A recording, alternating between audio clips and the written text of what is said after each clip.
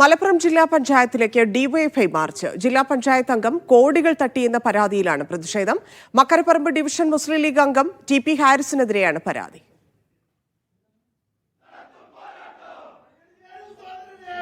ജംഷീർ കൊടിഞ്ഞി ചേരുന്നു. ജംഷീർ, എന്താണ് പരാതി? എങ്ങനെയാണ് പ്രതിഷേധം?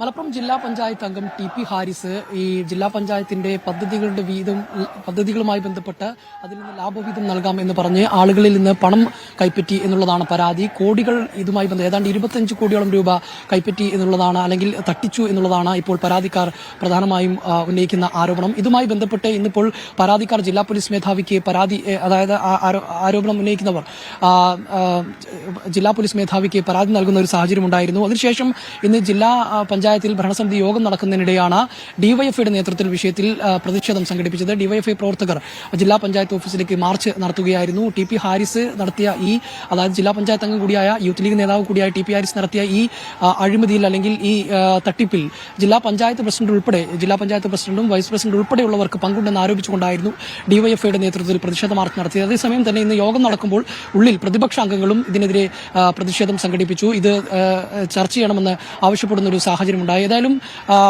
ലാഭവിഹിതം വാഗ്ദാനം ചെയ്തുകൊണ്ടാണ് ഇത്തരത്തിൽ വലിയൊരു തട്ടിപ്പ് നടന്നതായി ആരോപണം ഉയർന്നിരിക്കുന്നത്. ഈ ഹാരിസിനെ ഇപ്പോൾ പാർട്ടിയിൽ നിന്ന് പുറത്താക്കിയിട്ടുണ്ട്. അതിൽ അതായത് പാർട്ടിക്കകത്ത് തന്നെ ഇത്തരത്തിലുള്ള പരാതികൾ ഉയർന്നതിന്റെ പശ്ചാത്തലത്തിൽ പാർട്ടിയിൽ നിന്ന് പ്രാഥമിക അംഗത്വത്തിൽ നിന്ന് പുറത്താക്കുകയും ചെയ്തിട്ടുണ്ട്.